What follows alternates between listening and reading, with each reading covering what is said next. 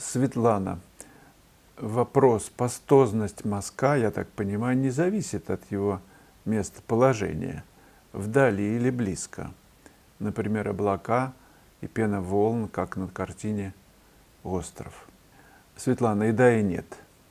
У художника есть в руках вот этот материал, фактура, которым он может пользоваться. На мой взгляд, важно им пользоваться избирательно. Те художники, которые пользуются вот везде, вот этой фактурой, все заляпано, везде одинаковая фактурность. Вот мне менее интересно, хотя среди них есть блестящие, те, которые видят тон изумительно. Но когда эта фактура перегружена, слишком много наставлено на столе. Зачем? Зачем на себя одевать очень много одежды? Вот и туда, и сюда, и везде тыкнуть, и везде затыкнуть, и везде проколоть. На мой взгляд, это много. Достаточно того, что вот природа дала, я бы ничего не прокалывал. Разве ж только вот здесь, естественно. Что быкам зачем-то прокалывают, кто знает. Вот здесь вот такие вот, они ходят. Какое-то здесь такое кольцо. Может быть, себе такое сделать? Видимо, чтобы подчеркнуть, что ты бык. Так вот, избирательно, когда ты в одном месте только проколол, то есть в центре композиции замесил вот это, то это притягивает внимание. В этом смысле мы можем им управлять. А где ты это замесишь? Облака в том случае с островом, там все так сдержанно, и в облаках мне показалось это неожиданно и уместно, хотя облака далеко. Вот эта странность далеко и пастозно привлекает интерес. И я говорю зрителю, сюда смотри. То есть вот выбор места, где ты уделяешь внимание какой-то мелькнувшей красоте, осознанный, и он позволяет вниманию зрителя и твоему вот в ту сторону смотреть. Поэтому просто, на мой взгляд, когда избирательно пастозность не везде, а вот где-то и в одном месте особенно, тогда это начинает работать. Не обязательно, что это далеко или близко, это никак не связано. В том случае, что я это нарушаю. Конечно, понятно, чем ближе, тем вроде бы, казалось бы, внимание сюда привлекать надо, и вот здесь надо пастозность, то, что ближе, а дальше там куда-то там уводить все.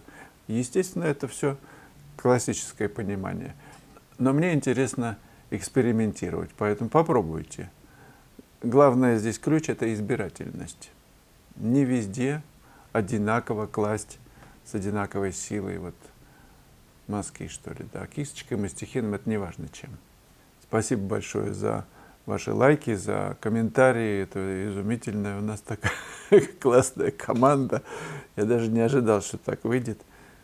Я почувствовал тепло и такое количество друзей. Это очень здорово. Прорвемся. Андрей П. Этюд – это жизнь, картина – сделанная жизнь. Важно не то, что сделано, написано, а как. Это ваше утверждение из разных роликов. На мой взгляд, они взаимоисключающие. Просто репортажная съемка, сейчас в тренде клиповое мышление, а гигантский труд в законченной картине никто или почти никто не ценит. Так думают многие. И зря. И почему вы считаете, что жизнь – это быстро? Напомнила анекдот. Долго ли умеючи? Умеючи? Долго. Я с вами абсолютно согласен, Андрей П., что умеючи – это, конечно, долго. Потому что процесс, если умеючи, изобразить процесс, вот что сложно в данном анекдоте под названием написания картины длительной. Я просто с детства замечал, Андрей, что большие картины, я мальчиком просто замечал, меня привлекали меньше. Конечно, они производили впечатление, чем этюды у тех же художников. Я в этюдах, их небольших работах, видел больше энергии, что ли, чувствовал просто, вот пацаном, больше жизни, Вот это меня вот всегда удивляло. И я все время думал мучительно, ну как же этого добиться, чтобы вот эта жизнь была, вот эта обильная, вот плещущаяся, вот эта жизнь момента была в большой картине. Это мне просто интересно так сделать, чтобы большая картина несла столько же, такой же заряд, как и маленькая. Это очень сложная задача. И я видел, что большие художники не всегда с ней справлялись. От большой картины я ловил ощущение сделанности. И мне интересны были большие произведения, которые не производят такого впечатления, сделанности, а где больше был виден процесс, как будто бы он продолжается, как будто бы художник купается в этом. Ну вот Фешин, например, вот это, наверное, один из совсем немногих, который это впечатление дарил. Врубель, Коровин. Но их совсем немного, у которых жизнь происходит такая же, независимо от формата холста, она везде продолжается. Вот это интересно. Поэтому быстро. И это не значит, что формат большой, и можно медленно писать ее. Годы. Но когда ты эти годы пишешь, твоя задача, чтобы она выглядела как некая стремительность, но в живописи, как безумство, в хорошем смысле, сочетающееся с величайшим разумом. А где, кстати, грань? Поэтому-то, наверное, я перестал внутренне делить работы на этюды и на произведения сделанные. Мне все этюд. Большая работа этюд, маленькая работа этюд. Ну, в смысле передачи энергии, в смысле подхода. Не всегда получается. Но это направление, которое мне интересно. Сделать большую работу как этюд. Большую, но как, стремительно, вот как шторм. Как большая волна. Океанская волна, которая шум такой.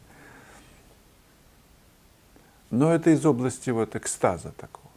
Это частный случай, это мой просто личный интерес. Это не значит, что все так думают и все наслаждаются. Далеко не все, я это знаю.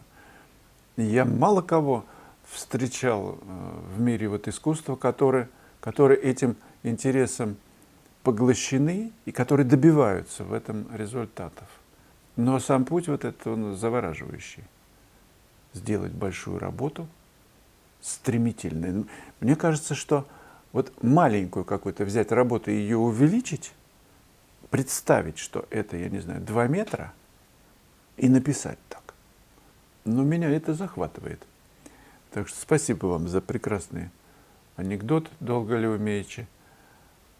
Андрей, пойдем дальше.